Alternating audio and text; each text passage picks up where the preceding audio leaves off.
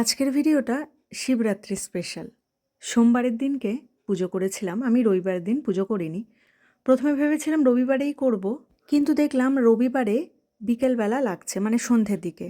তাহলে পুজো করে কোনো লাভ নেই, সোমবার যখন সকালবেলা পাচ্ছি হাতে, তাহলে সেই দিনই পুজো করে নেওয়া যাক। নমস্কার, আমি স্বাগত জানাই সকলকে আমার এই মিনি ব্লগে। ভিডিওর প্রথমেই দেখতে পেলেন যে আমি আকন্দ ফুলের মালা গাচ্ছি। ফুলগুলো এনে দিয়েছে মা বহরমপুর থেকে ফেরার সময়। রাস্তার দুই ধারে প্রচুর আকন্দ গাছ থাকে, তো সেইখান থেকেই তুলে আনা হয়েছে। শিবরাত্রির দিনে সেই সময় আর পাওয়া যাবে না, সেই জন্য দুদিন আগেই তুলে আনা হয়েছে। তো সকালবেলাতেই মালাটা গেঁথে নিলাম। আপনারা অনেকেই হয়তো দেখেছেন আমাদের পুকুর পাড়ে একটা বেলগাছ আছে। সেই বেলগাছে তো কোনো বেল নেই, জানেন কেন নেই? হনুমানের জন্য। আর একটা বেলও তারা রাখেনি, মানে কাঁচা অবস্থাতেই পেরে সব শেষ করে দিয়েছে। আর পাতাগুলোরও কঠিন অবস্থা, হাতের কাছে তো কোনো পাতা নেই, আমি লাফিয়েও কোনো পাতা পারতে পারলাম না। তো সেই জন্য একটা চেয়ারে অরিজিৎকে তুলে দিয়েছিলাম, তো একটা ডাল দিল, সেই ডাল থেকেই কয়েকটা পাতা বেছে নিলাম। তাও খুব একটা ভালো না, কিন্তু ওই আমার পুজো হয়ে যাবে। সকাল থেকে প্রথমে সমস্ত কিছু জোগাড় করে নিলাম, তারপরে ঘরের পুজোটা করে নিয়ে আমি আমার মতো করে শিবের পুজোটা করে নিয়েছি।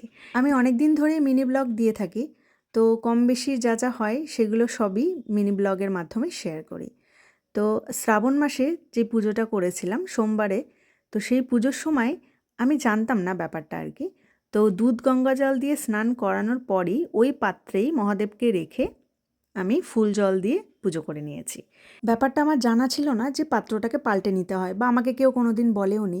তো সেই ভিডিওতেই অনেকেই কমেন্ট করে জানিয়েছেন যে দুধ গঙ্গা জল দিয়ে মহাদেবের মাথায় জল ঢালার পর তুমি সেই জলটা অন্য পাত্রে ঢেলে নিয়ে তারপরে তুমি ফুল দিয়ে পুজো করে নিও। তো সেইটাই করেছি, সেটা মাথায় ছিল, মনে রেখেই করেছি। তো যারা কমেন্ট করেছেন তাদেরকে অনেক ধন্যবাদ। এই বিষয়টা আমার জানা ছিল না, আমাকে জানিয়ে দেওয়ার জন্য। আর এটা আমি অবশ্যই মাথায় রাখবো। প্রথমে ভেবেছিলাম শিবলিঙ্গটা একটা গামলার মধ্যে রেখে দুধ গঙ্গা জলটা ঢালবো, কিন্তু সেই রকম কোনো গামলায় নেই যেখানে এই শিবলিঙ্গটাকে ঠিক মতো বসানো যাবে। মানে উঁচু নিচু হয়ে যাচ্ছে আর নড়ছে। আর আমাদের শিবলিঙ্গটা বেশ বড়। আর অনেকেই হয়তো জানেন, মানে যারা অনেক দিন থেকে আমার সাথে যুক্ত তারা জানেন যে এই শিবলিঙ্গটা বাড়িতে বানানো মানে আগের বছর এই সময়ে অরিজিৎ এই শিবলিঙ্গটা বানিয়েছিল। এবারে না মন পছন্দ মতো মিষ্টি পায়নি। আমাদের এখানে রবিবারের দিন কম বেশি সব দোকানেই মিষ্টি শেষ হয়ে গিয়েছিল, তো তার মধ্যে থেকেই বেছে নিতে হয়েছে। এই রকম কোনো পুজো অকেশন থাকলে আমি সাধারণত বহরমপুর থেকে মিষ্টি আনিয়ে নিই, তবে এবারে আর আনানোর সুযোগটা হয়নি বলে এখানে যা পেলাম সেটাই দিয়ে দিই। আমাদের এখানে মিষ্টির মধ্যে কিন্তু মাখা সন্দেশ আর নলেন গুড়ের যে মন্ডা পাওয়া যায় নরম, সেটা কিন্তু বেশ ভালো, মানে খুবই ভালো লাগে। অনেকেই পছন্দ করে আমাদের এখানকার এই মিষ্টিটা খেতে। সেই মিষ্টিগুলোও শেষ হয়ে গিয়েছিল, তো বাধ্যতামূলক যেগুলো ছিল সেগুলো নিয়ে আসা হয়েছে।